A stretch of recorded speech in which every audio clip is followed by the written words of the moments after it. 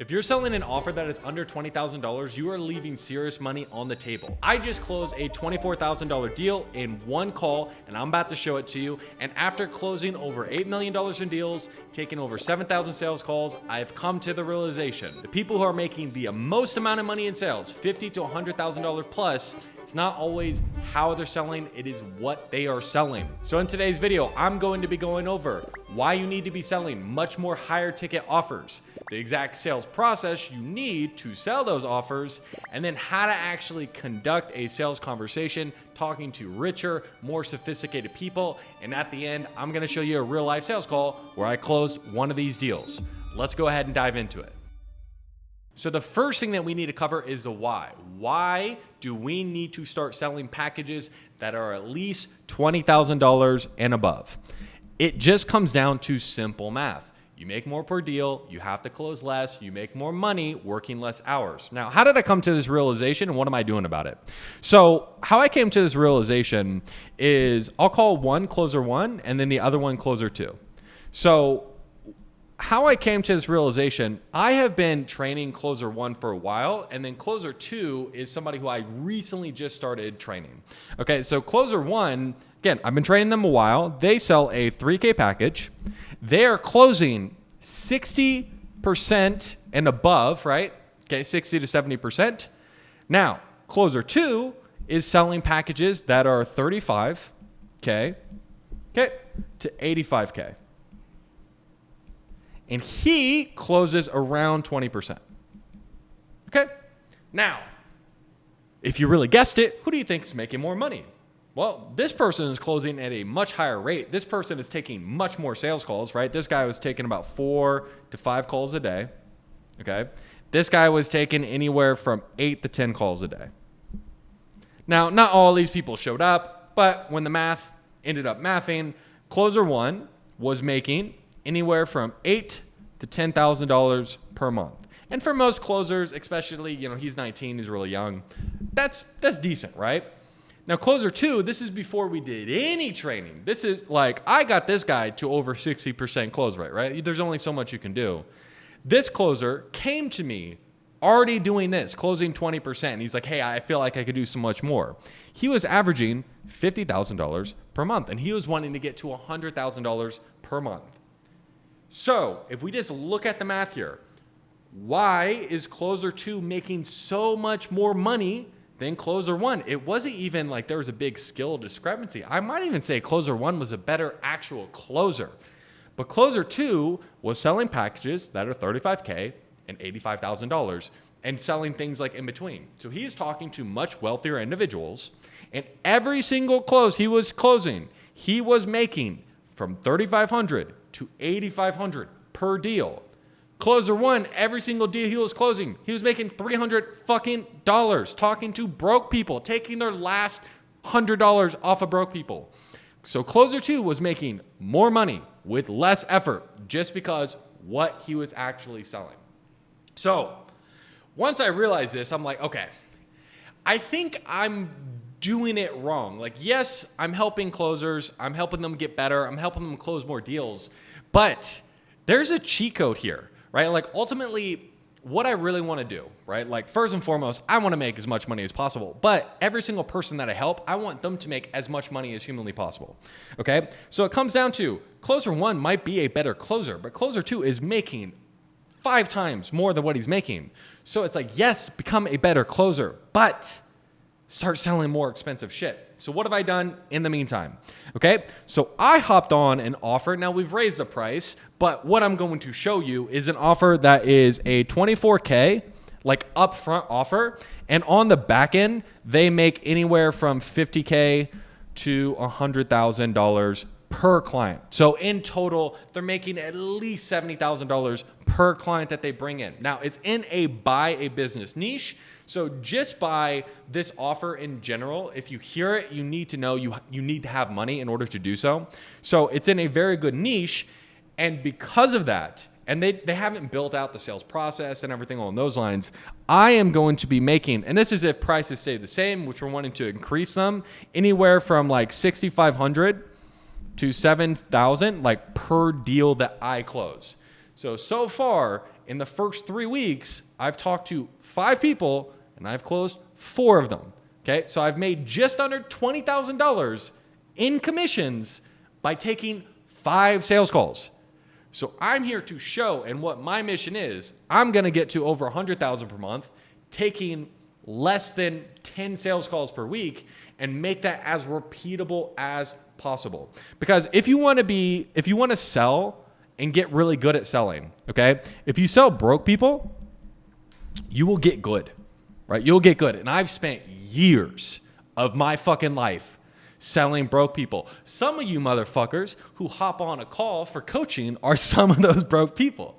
And I've gotten really good at sales selling to broke people. But getting that, selling that, it is a fucking grind, okay? And you're going to have to grind your face off. If you want to get rich, okay, sell to rich people. If you sell to rich people, you will get rich, and you will have to work less. Again, just look at the math. Not even talking about me. Closer 1, 8 to 10 calls a day, working his fucking ass off. 19-year-old, he's living a really nice life, 8 to 10K. Closer 2, taking less calls, closing a smaller percentage of them, making over $50,000. Me, just this past 3 weeks, I've taken 5 sales calls, made just under $20,000, right? Once this marketing picks up, I'm going to be fucking crushing it, dude. Math. You cannot beat math. So that is the big key concept that you need to shift. If you want to get rich, sell to rich people, okay? I'm sure most of you are used to selling broke people. That will get you good. But if you want to get rich, sell to rich people.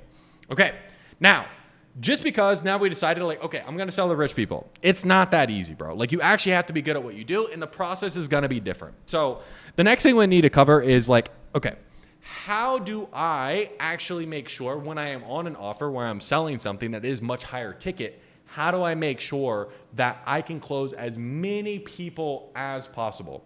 So I would say pre-call process is important no matter what offer you're on, but it is much more important when you're selling things that are $20,000, $30,000, $40,000, $50,000, $60,000 plus. Okay, so the pre-call process is so important.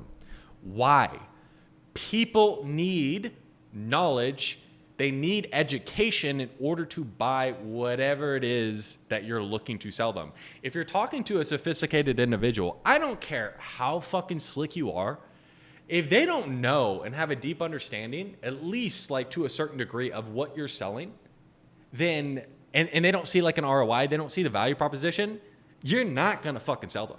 Right? Like they're not dropping $25,000 and they don't really see it. Like they're taking a risk. Like people aren't going to take that big of a risk when it comes to their money. So it needs to make logical sense.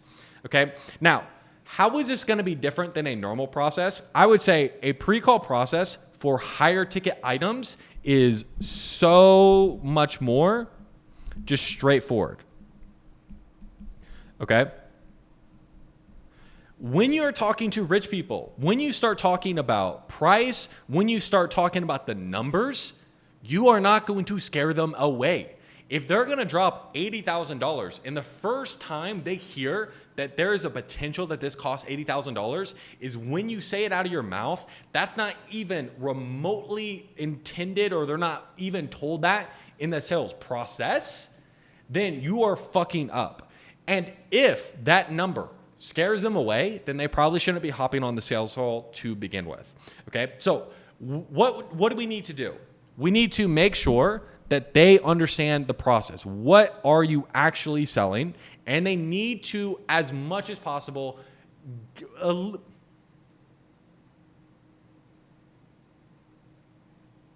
going to start from the pre-call process. So like go back, I'm going to start from the pre-call process. Okay, so number 2 that we really need to dial in is your pre-call process. Now, it doesn't matter what you're selling. Your pre-call process is super, super, super important. But if you're selling super high ticket items, $20,000, $30,000, $40,000, $50,000, it is going to be much, much more important. Because when you're dropping a lot more money on the table, first of all, you're talking to more sophisticated people. They actually need to have the money to give you. Okay. Number two, it is much more of an investment. So generally speaking, people are going to want more information on that investment. So your pre-call process needs to be really, really dialed in. The reason why, it doesn't matter what offer I hop on, I'm able to close at a very, very high rate right off the bat is because I am super, super, super autistic when it comes to the sales process and making sure people actually go through and see and really make sure they check up all the boxes. Okay. So when I'm selling something that is like super high ticket, or if I'm selling anything in general, there's a couple things that I need to keep in mind. Okay. So it's like, number one, generally speaking, on the pre-call process, it's going to be much more straightforward. Okay.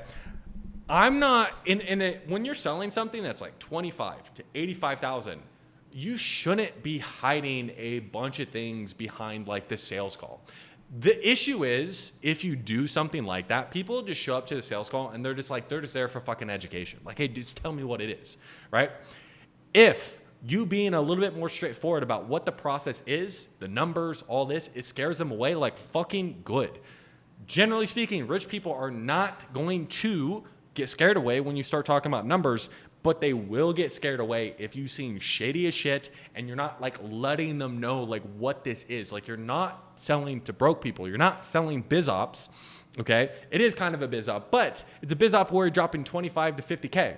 So having a little bit more actual information on the front end, actually showing price on the front end, this will help you rather than hurt you. If you're selling something for $3,000, for example, if you say it's $3,000 on the front end, that's going to hurt you, not help you. So you're much more straightforward. Okay. Number two, when you are building out your sales process, what you need to be thinking about is ultimately you are here to engineer beliefs. Okay. So what you should do now, if you hop on a new offer or you're building this out, use AI, right? AI can help you a lot. Like I've helped this other Airbnb offer, and I hopped on and I took a lot of the information I had and I vibe coded like a pre-call process. It's done a lot better than what they had in place. So what you need to be thinking about is, what are the beliefs that people need to have in order to buy whatever it is that I'm selling? Okay.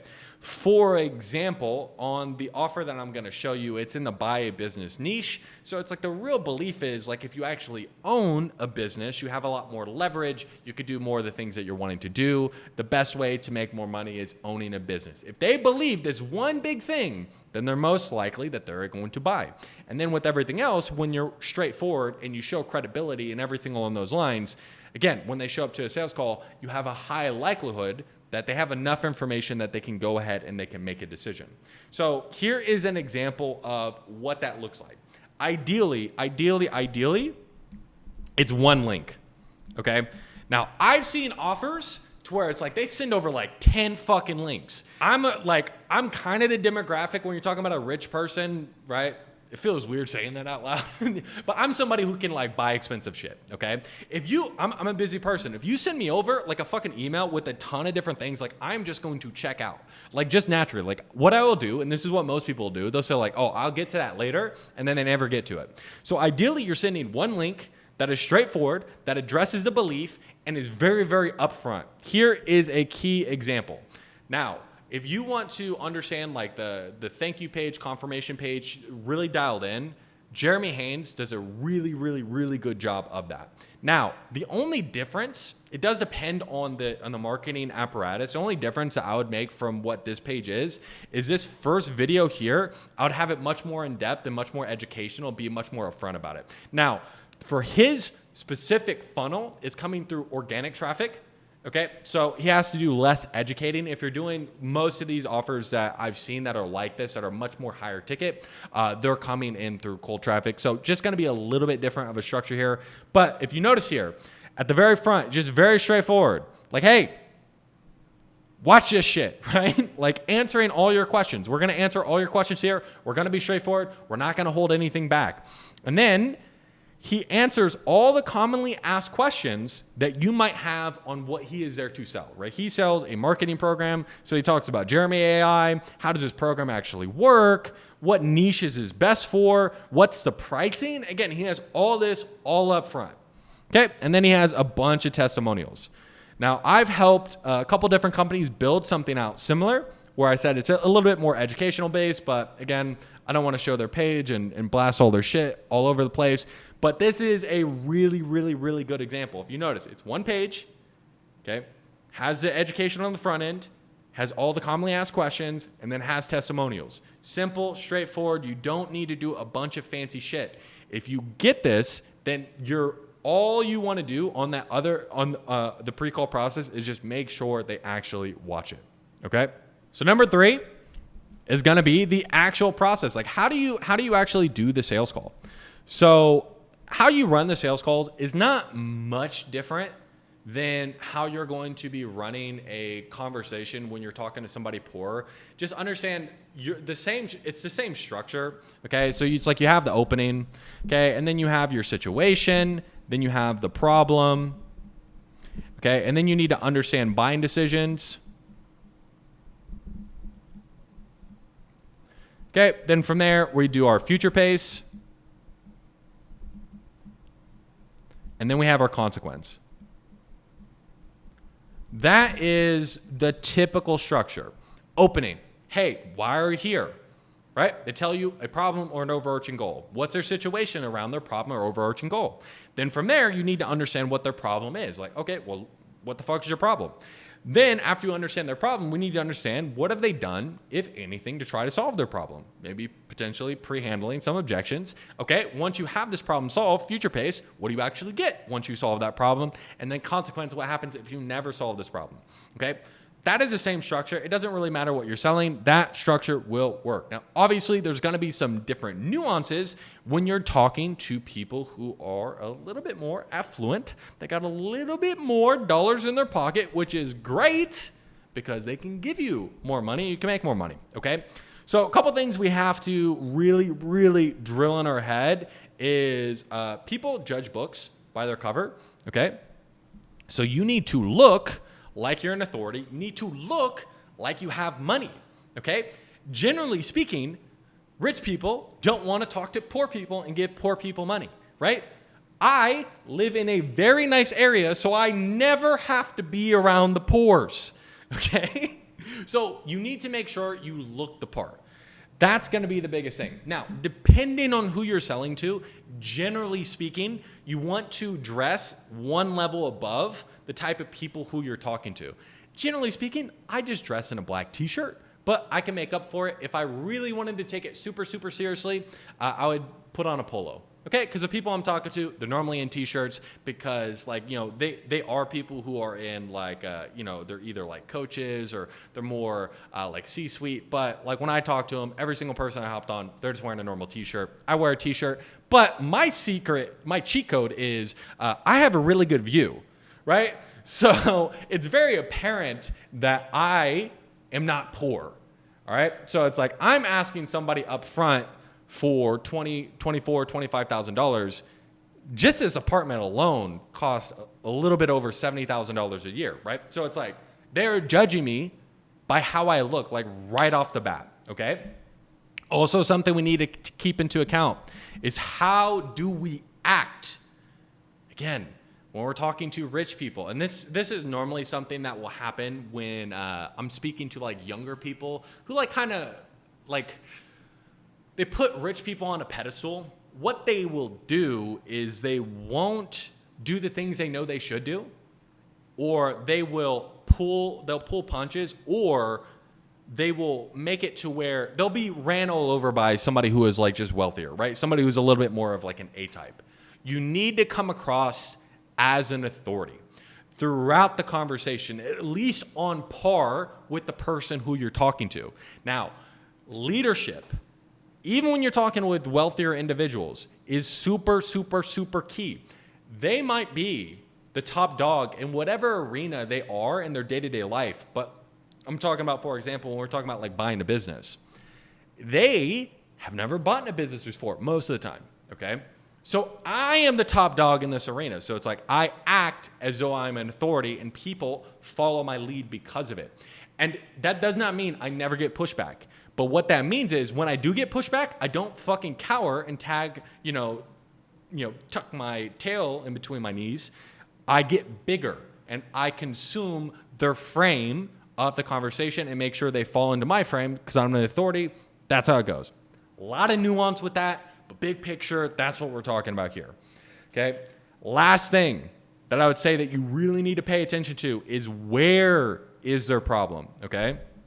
You need to understand where is their problem. So generally speaking, when you're used to talking to poor people, you're used to selling to poor people, taking poor people's last $100. People are living like paycheck to paycheck. Their problem is very, very, very apparent. It's that they just don't have money and their life fucking sucks, right? That's most of the time, okay? Not always the case. I'm being a little bit like tongue in cheek, but their pain is very, very, very apparent. When you're talking to somebody who is wealthier, who's at least like they're not starving for cash, they're not going to be homeless if they don't do this. Their problem is not as apparent, okay? So we have to just understand where these people's problems are, generally speaking, okay? Generally speaking, when you're talking about rich people, what are they buying when they buy something like a business, right? Like I'm a C-suite executive. I'm looking to buy a business. I'm looking to, drop 25K. And then all together, I'm probably dropping like 100, 200, whatever it would be. Okay, what am I really buying? Oftentimes, what are they buying? Yeah, some people are buying more money, right? But it's like, what does that money buy them? Generally speaking, it's going to buy them time. Okay, they get more time, which like generally speaking, it's like a family thing. Like me personally, just had a daughter, right? If you could tell me like, bro, all you got to do, just a couple $100,000 and then you don't have to worry about, doing all this. You get to spend all your time with your daughter. It's like, hey, might convince me, right? Probably not because I'm a workaholic, but you get what I mean, okay? So it's like time, family is a big one, okay? Another big one is legacy. Okay, this also ties into family. Being able to leave something for somebody. Okay, and I would say another one is going to be status or like fulfillment. If I spelled that correctly. Like status, fulfillment, they are working in a job, but somebody is over top of them, right? They want to be that business owner. They've built this business owner like up in their mind. Okay, so you really need to dig down deep into it's like, well, how does it feel having somebody tell you what to do all day, every fucking day, even though you're smarter than that guy, right? Now, you will also get the people who are like, I just want to like fulfill my life's purpose. That's very, very, very, very, very unlikely. Like you talk to somebody in a Maslow's hierarchy, they're at the very top, like self-actualization. Not at this level, maybe at the highest level, like, talking to business owners, if you're selling like fucking Hormozy or something, like that guy doesn't need any more money. Like how would I sell him? It has to like self-actualize him in some way. Very rarely are you selling to those people. These people are, again, they're making 2, 3, 4, 500, sometimes $1 million plus per year. They still have problems. Money can still buy them more things. Time can still get them more things. They want a legacy. They want more status. They want more fulfillment. If we understand that, then we know where to take the conversation. Now, also, something you cannot fall into is that this shit is obvious. So what will happen is when you are talking to people who are a little bit more type A, they will push back and make it seem like what you're asking is fucking retarded if you don't ask it in the right way. Like, well, isn't it obvious? Everyone wants to make more money. Isn't it obvious? Everyone wants to get out of their job. No, they don't. So you need to make sure that you're strategic and you don't get pushback. Because when I'm in a sales conversation, like always, I need them to follow me. I need to lead and I need to be able to connect. When we disagree or there's pushback, what that is happening is there's a disconnection there, okay? So it's like, it puts me on the back foot. I have to do more work. I'm a lazy sales rep. I don't want to do more work. So there's just different things you can do in the sales conversation to make it where it's not so obvious and they're more likely to actually open up in the sales conversation. You're going to see it in the sales call that I'm going to show you is I'm like, hey, we work hands-on with people and we really partner with them. So we want to make sure we're on the same page for the long term. So the first part of this call is understand like where you're at, what you're wanting, and then we can go over how we can help you, right? Simple, straightforward. It makes sense logically. You get less pushback. Easy breezy frame at the very beginning of the sales conversation, okay? So what I'm going to show you now is that actual sales conversation that I'm going to talk about. Now, I'm only going to show the discovery. I'll put the actual hey, it closed, I'll put the screenshot, because there wasn't really much objection handling. And the objection handling, even though I'm going to blur this guy's face and everything like that, it was super straightforward and really personal. So I don't want to share that stuff. I'm also not going to share the presentation because, again, I don't want to put this company on blast. We're going to be cranking this company up and closing lots of deals, so it's going to be lots of fun. So just so you understand, again, this is somebody who is in a situation, they're looking to buy a business. Let's go ahead. Let's dive into the call. Leave your biggest takeaway in the comments down below, and I'll see you guys on the next video. We made it. Look at us. Finally. Got everything all figured out. I think Look, we I, did somehow. it. How's it going, man? Not bad. How are you? Not doing too bad. You know, just staying out of trouble. Don't mind me too Uh, much. it's a hard thing. Um, That's a hard thing. yeah, I know it, man. We could definitely get into it because I know you had a chat with Owen. I have a little bit of an overview, but you know how things get lost in translation. But looking to potentially open up your own facility, right? Yes, sir. Okay, fantastic. And just so you know how these calls go, like for us, we just want to make sure anybody we partner with, it makes sense more for the long term. That's why we keep our success rate as high as high as we have. Yep. So the biggest thing is just to understand your situation, if it makes sense, and we can go over next steps. Would that Okay. help? Yep. Okay, perfect, man. So help me understand what even has you looking to open up your own facility in the first place?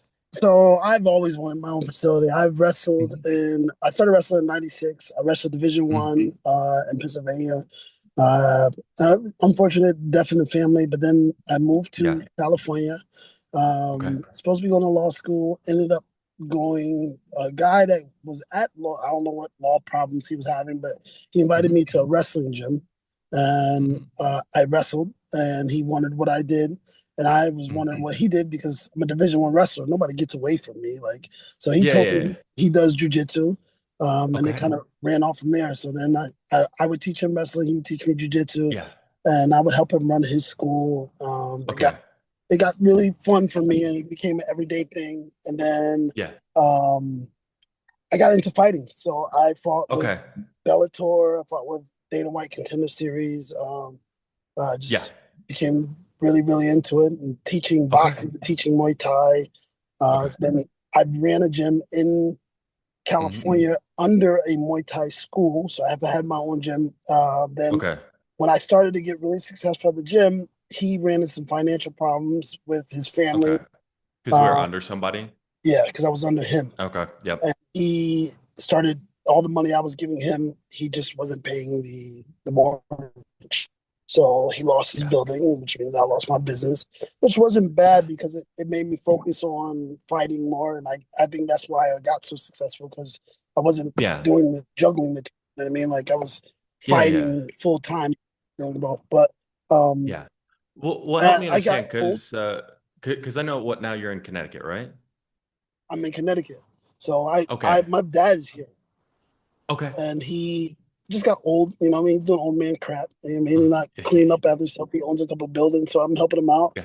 But the Uh, love of gym, you know what I yeah. mean, like the sport. Yeah. So I Okay. started, got a So. regular job, and now I Uh, run a gym out of his okay. church, my dad's church. Okay. So for the last two So years, I've been so two running. years we've been doing that. Yep. And help me understand because everyone's situation is a little bit different. What are you seeing right now, just maybe with the space that you have or what you've been doing that makes you want to open up your own thing, bigger, have more space? I'm overwhelmed. I have too many people. I have Okay. no space. So I've lost a lot of people Hmm. because of lack of space. I Okay. I got Well, yeah, because what do you mean no space though? my room probably fits 10. I have like Okay. 16 people or more some days. I have to put people Hmm. on the side. I've had to buy other mats to put in another room so I can run Hmm. two classes at the same time. The Okay. classes fill up. Children's classes fill up. And then Yeah. I got people traveling from other towns to come see me. Yeah. So it seems like there's definitely a demand for it. How many people have we had to Yeah, turn away just because we don't have the space?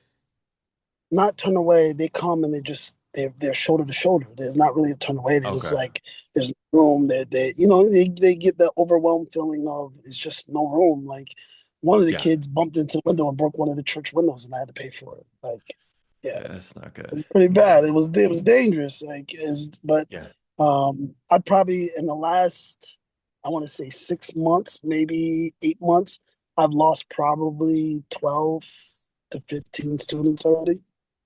Okay. Just And right. what is just on average, what is a student like per year actually like worth to like the operation? I don't know per year, but I do so because it's small. I do weekly. So Okay. each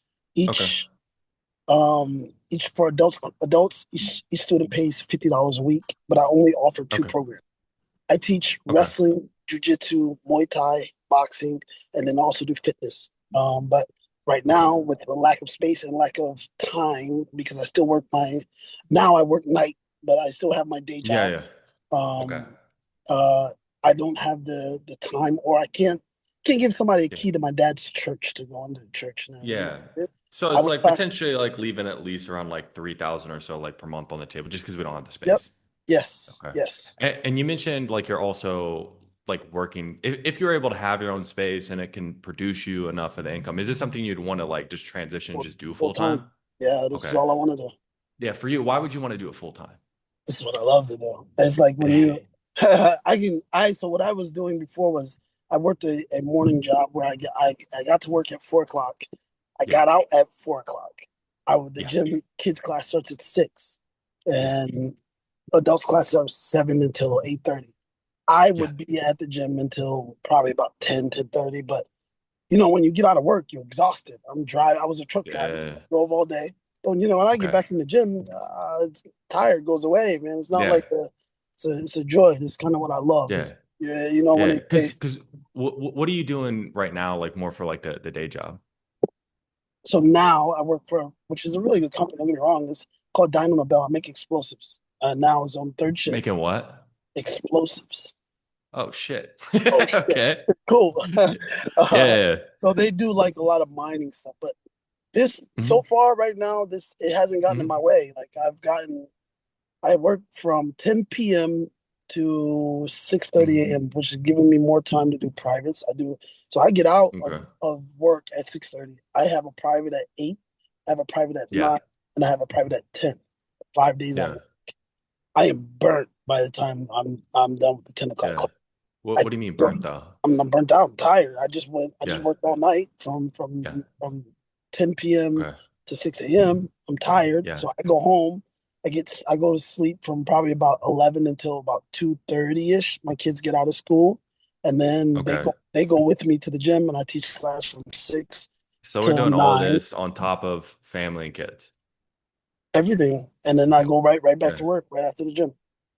And Yeah, this man. is 5 days a week. I don't want to assume because like I'm in my shoes, like I'm not in yours, but feeling burnt, like having to really like juggle all these things, man. Like what type of impact does that actually have on like your day to day?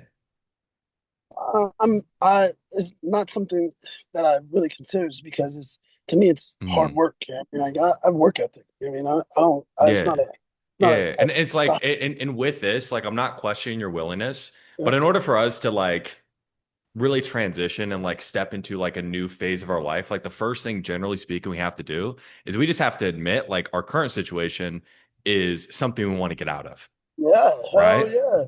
So it's like for you, like having to deal with this right now, like feeling more burnt and just juggling all these different things on top of like having a family, like how does that actually feel on your end? Uh, it feels like I know I'm going to have my own gym. That's how it Yeah. feels. Uh, Yeah. I don't, I haven't worked this hard for me not to be successful. Yeah. That's how it feels. But and I can appreciate that, but what I'm trying to understand is because like for the past 2 years, like we haven't had our own thing. Yep. Right. So it's like we just got to understand, like, for us, why we're not okay with that. So for you, like what type of impact is that actually having on you? So that way we can just make sure like we get away from it. What do you mean? What do you mean? What kind of impact? Like for you, like what's the just so you can understand, right? If I put somebody Yep. on a 100-meter line and they're running towards a gold medal, like they're gonna run as fast as they can. But if there's a Yes. tiger behind them, like dude, that's a different type of runner. Yeah. Right? So it's like right now we kind of need to understand like what that tiger is. So that way we understand what we're running towards, but we also have that tiger to be like, okay, we need to get our ass in gear and get out of here. Moving. Yeah. So for Um, you, what's that tiger?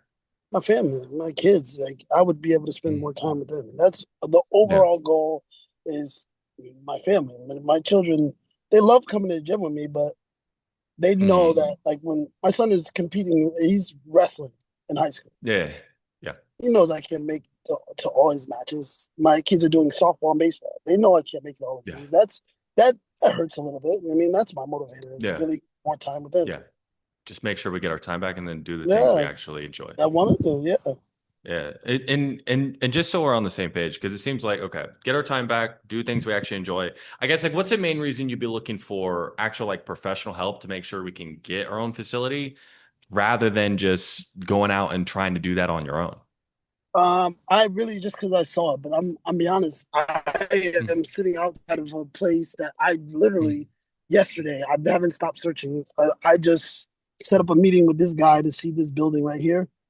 mhm, Because I was thinking about getting the spot, but the fact that I saw mhm, the page or whatever mhm, on I don't know, it was Facebook or Instagram. I think it was mhm. Instagram. I mean, I wanted to see what he was talking about. So I liked what he said, and then Yeah. just kind of going from there. I want to see Yeah. what's Yeah. the Yeah. offer, and I know to Yeah. get a bigger spot to get your own spot, you're gonna need help.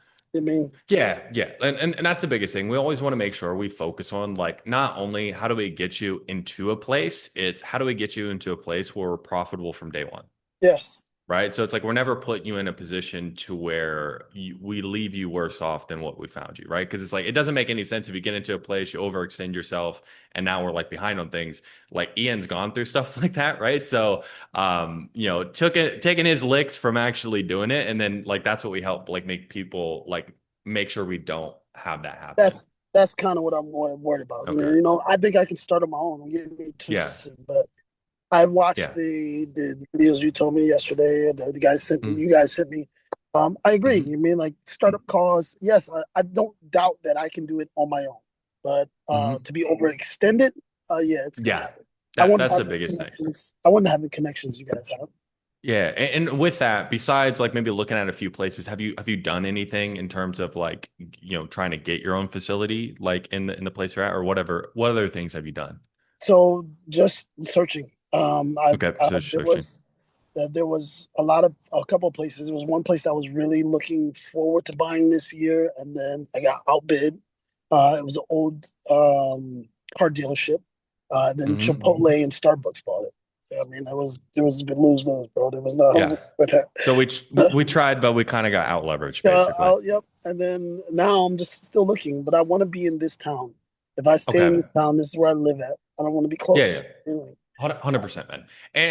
And help me understand, how much would you need to be making in your facility in order to transition and do it full time? Let's just I say like yearly. I haven't done those numbers. That is not. But I make in a month. I make 5,000 a month at my job now. Okay. So if you feel like you can make 5,000 per month in your own facility, this is something then you would just transition to do full time. If I 5,000 for me to get paid myself, but it wouldn't. I don't think that Hmm. would be enough for the facility itself. But yes, Yeah, we're just talking about profit. profit. Yeah, five Yeah, yeah. thousand. That's all Yes. we're talking about in terms of profit. Yep. Because what we went ahead and did is we ran some numbers, okay, like on your area, like again, like what we're looking to be doing and everything along those lines. Yep. And if I can share my screen real quick, I'll run you through like these are going to be the financial projections of what we see in your area and for what you're offering. Okay. Because I just want to make sure like this does align like for your long-term plans and your long-term goals. Okay. Yes. So for you to get into a facility and be able to like first year make over 100,000 in terms of like actual profit, be able to do this full time, like what actual difference would that make for you? I make 100% difference. Yeah, in what way? Joy number one. I get to Hmm. spend more time with my family. That's the overall goal. I mean, Yeah. that would set me up to spend time with Hmm. family. I would be able to go to my kids' matches. I would be able to Yeah. set time to where I can actually train them or take them somewhere where they can be trained. You know what I mean, like Yeah. it would set up a better everything for Yeah. me. Yeah, because it sounds like we got a couple of them, right, doing different things. Right. Like how Yeah. many? So we got three, and like, are they all doing different sports? Yeah. Well, my oldest is doing wrestling and football. Okay, My younger two are doing softball, baseball, and jujitsu. And the okay, youngest one is doing boxing. okay. So busy. So Yeah. then you being able to step out, do this, not having to be working nights anymore, actually get in the facility, and then just spend the time more that you actually want to. Yep. I guess ultimately, like, what does that do for you personally? Makes a load off. Like I said, I've been working Yeah, hard for years. So I mean, yeah, honestly, it changed your character as a person. I mean, it's just yeah, a calmer, settler person. yeah. Okay, cool, man. Because I mean, it sounds like this is something you're really serious about, but Yeah. always something we do have to ask is, what do you feel like would happen if nothing does change? Right? Like we keep doing what we're doing now, we keep staying in the same position, like working all these different things, stuck in the small space for another like 3, 6, or even 12 months. Like, what do you feel like the consequences of that would be? That has to change. That's what I said. Progressively, there's no option for it not to change. I Yeah. can't continue this way. Yeah. Yeah. And dude, I'm right there with you, but it's again, it's like it's looking at that tiger of Yeah, looking at like because that is a possibility. Now we're gonna make it to where it's not a possibility. yeah, But there yeah, is like an alternative universe where it's like we can make those decisions and fall down that path. So for you, like yeah. what would that actually look like? Less time with the children. They're growing until they grow out of high school, and then they're like, "Dad, you weren't around." Yeah. That's not a good feeling. Yeah. It's a time to actually make a change and get you into a facility. Yes, sir.